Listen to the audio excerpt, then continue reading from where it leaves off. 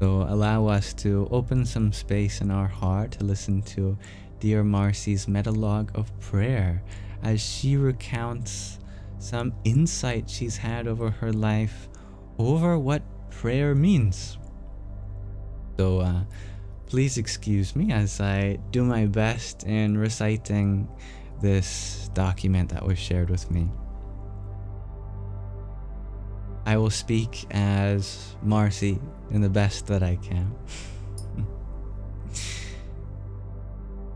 For the longest time, I believed that prayer was an action that had to be based on a fundamental mistrust in God, in the most temporally stimulating, revolutionary, peaceful way.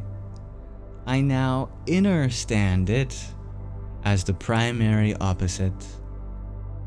Praying, meditation, communication with God of all creation has meant many things across the years. At first, when submersed in a Christian household and church environment, praying was just talking to God as if he were a friend, an imaginary one. And then in the building ages of emotions and thousands of sources of information, catalyzed by the age of the internet, as if praying were for clarification betwixt the confusion.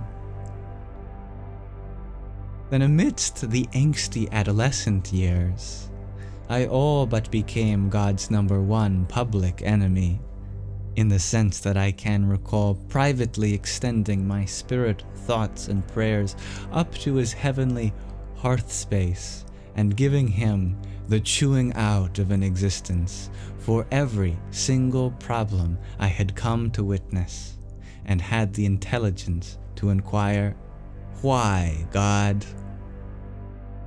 Then, of course, during the trying times of self-isolation, I gave up temporarily on finding meaning in the labyrinth and resolved to a logical simplification of the word.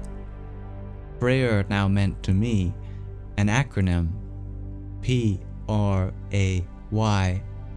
Please restore all, Yahweh. As Yahweh seemed to encompass enough of the essence of many interpretations of the Supreme Creator's nature that it would suffice and ruffle as few of my preconceived ideas surrounding an entity of such primordial magnitude. But with much trepidation to my adolescent mind-body conglomeration, this ostensibly took away some of my trust in God's power. For if things had gone astray, by whose hand? What possibly could have shaken the objective intentions of the Creator? What construct could have been dared to attempt to render God's original blueprint obsolete enough that I, creature number 474 trillion, nope, that's quadrillion, 100 trillion 600, no, I was right, 474 billion, I mean trillion, oh jeez, 100 billion 600 million 78,342 could have been convinced, would have felt it necessary to ask restoration? Restoration of what? God's presence? His will? No. Source cannot be broken. It is source. There is no possibility of unnecessary events, much less unwarranted individuals, that could take place on his immaculately fabricated universal canvas, his divine interstellar loom.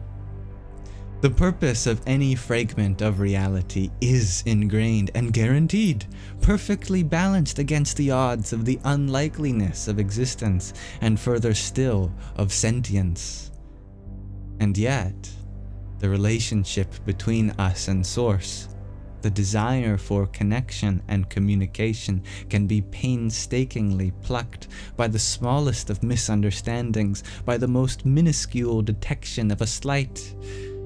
But through that turmoil, hair pulling, stress eating, chain smoking, true love desecrating and merit devaluing, script flipping of the many rotations of the wheels of karma and restitution, I have come to an understanding that the very thing that calls us to stop talking, to stop our communications, to renounce our relation with the Creator,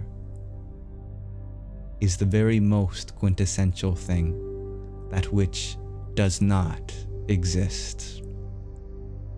Absolute, ephemeral stillness is nowhere aside from the uncaused cause. Silence is nowhere other than the pre-temporal moment before God spoke.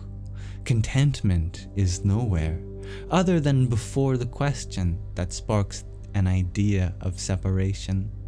Attempting to rationalize or empathize with nothingness is a null and void excursion. And what actually took so much conscious effort to incessantly juxtapose was the scam of hell and the devil. That is, if you fancy naming him, was really that of non-communication, non-permittance, and a wrongfully instilled belief of separation from God. And the prerequisite for any sentient being to form a relationship with others is that of a relationship with thyself, recognized or not. One may consider God self or non-self. One should always retain that an inalienable piece of source resides within, as God is omnipresent and permeates through all material objects and just as extensively through spiritual aether. So no, prayer or meditation is not in futility, rather in unbridled, unassailable, infinitesimally improbable submission to God. Charanagati. To wrap up on a translatory note, I'd share this. In Spanish, Dios means God. In English, adding a as a prefix implies the subject's non-being. So if I were to say asymmetrical, that would mean without symmetry. In Spanish, why God translates to ¿Por qué Dios? And the answer you'll find, ¿Por qué Dios? Translated back into English reads, because God is. And on that note, au Dios, or salutations to the God within you.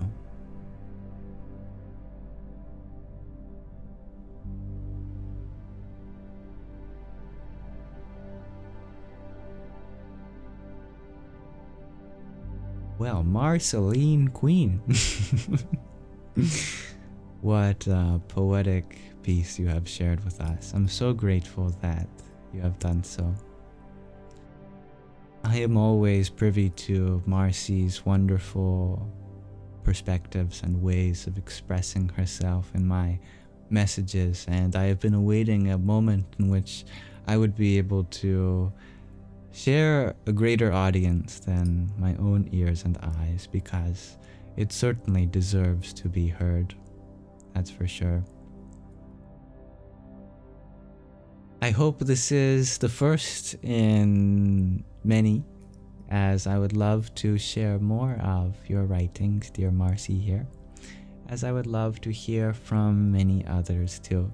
And if you ever had something that you would like to share, as I said before, in the link tree in my bio, same way that Marcy undertook to click on the link that said show and tell applications, and I would be always happy to have a space to share something from you.